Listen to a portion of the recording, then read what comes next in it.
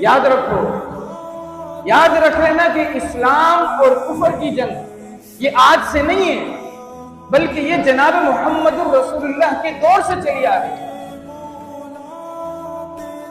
یہ اسلام اور کفر کی جنگ آج نہیں ہے، ہمیں گھبرانے کی ضرورت نہیں ہے، بلکہ یہ اللہ کے نبی کے دور سے چلتی ہوئی ہماری تاریخ ہمیں یہ بتاتی ہے کہ جب بھی ایمان، اسلام اور کفر کی جنگ ہوئی ہے، جن لوگوں کا تعلق اللہ سے مضبوط رہا، اللہ نے انہیں فتح دی ہے۔ ہماری تاریخ ہمیں بزدلی نہیں سکھاتی، اسلام ہمیں بزدلی نہیں دیتا، اسلام ہمیں امن کا درس دیتا ہے، لیکن ایک حد تک۔ اسلام یہ نہیں کہتا کہ آپ جنگ کرو، لیکن جب جنگ آپ پر آ جائے تو پھر آپ نے پیچھے نہیں ہٹنا۔ اسلام، جہاد، یہ ہوتا کیا ہے؟ ہمارے نوجوانوں کو نہیں پتا، وہ سمجھتے ہیں کہ جہاد جو ہے ایک مولوی صاحب کی بنائی ہوئی چیز ہے۔ جہاد سے ہی ہماری بقا ہے۔ جہاد کا مقصد اعلاء کلمت اللہ، اللہ تعالیٰ کی وحدانیت، اللہ کا کلمے کو زمین پر نافذ کرنا ہوتا ہے۔ جہاد کا مقصد یہ نہیں ہوتا کہ ہم نے اپنی بات کرنی، نہیں۔ جہاد کا مقصد یہ ہوتا ہے کہ اللہ کی زمین پر اللہ کا نظام ہوگا۔ یہی چیز ہمیں اسلام نے دی ہے۔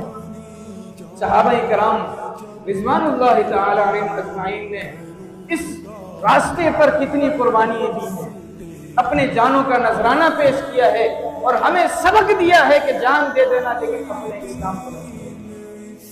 حضرت عبداللہ بن حذافہ ایک جلیل القدر صحابی ہیں، ان کا قافلہ جا رہا تھا، روم کے بادشاہ نے گرفتار کر لیا، گرفتار کیا اور ان کو دعوت دی کہ عبداللہ اپنے اسلام کو چھوڑ کر عیسائیت میں آ جاؤ، ہم تمہارے پورے قافلے کو چھوڑ دیں گے، تم چلے جاؤ، عیسائیت قبول کر لو۔ حضرت عبداللہ بن حذافہ رضی اللہ تعالی عنہ نے انکار کر دیا، کہا نہیں ہو سکتا۔ چنانچہ روم کے بادشاہ نے حکم دیا کہ عبداللہ بن حذافہ کو سامنے درخت پر لٹکا دیا جائے، اس کو باندھ دیا جائے اور اس کے سامنے تیر مارے جائیں، اس کو تیر مارے جائیں،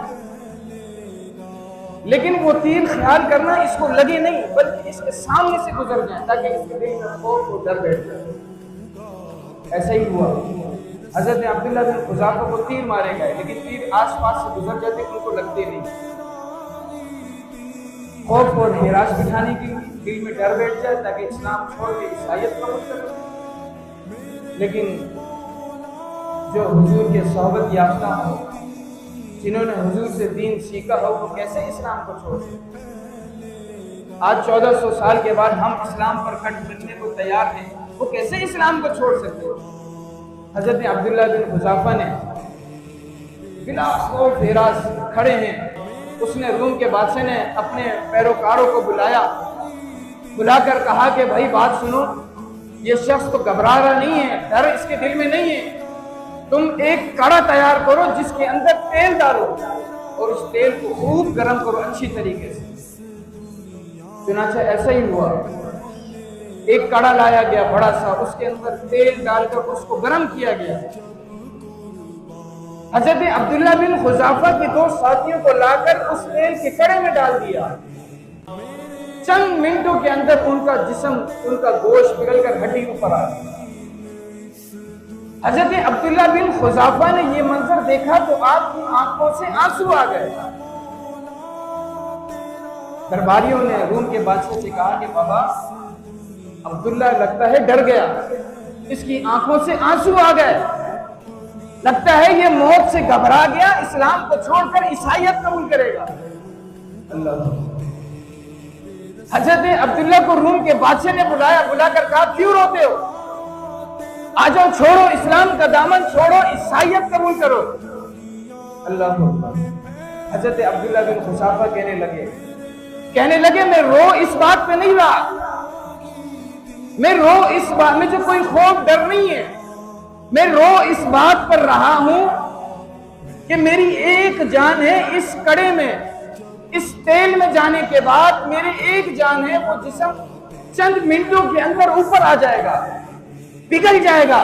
رو اس بات پہ رہا ہوں کہ کاش اللہ نے مجھے سینکڑوں جانے کو دی ہوتی، میں ایک ایک کر کے محمد الرسول اللہ کے دین پر قربان کرتا۔